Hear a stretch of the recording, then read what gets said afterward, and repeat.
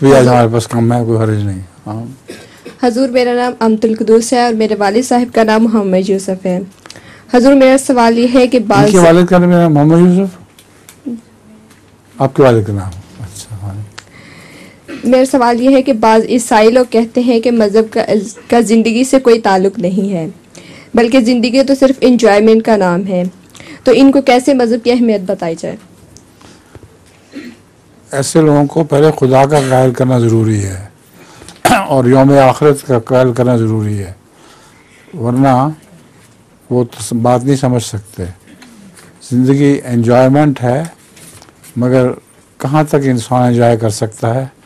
آخر مصائب پڑتے ہیں اور انسان کی حالت بری ہو جاتی ہے.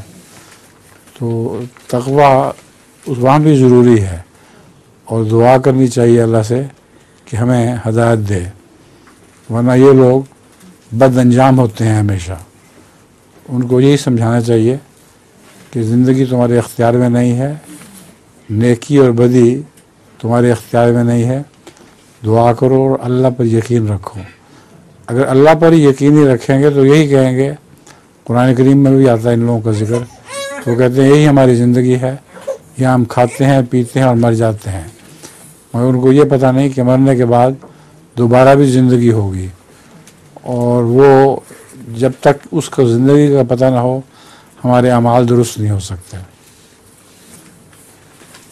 حضور، میرے پاس ایک لطیفہ ہے. سنائیے.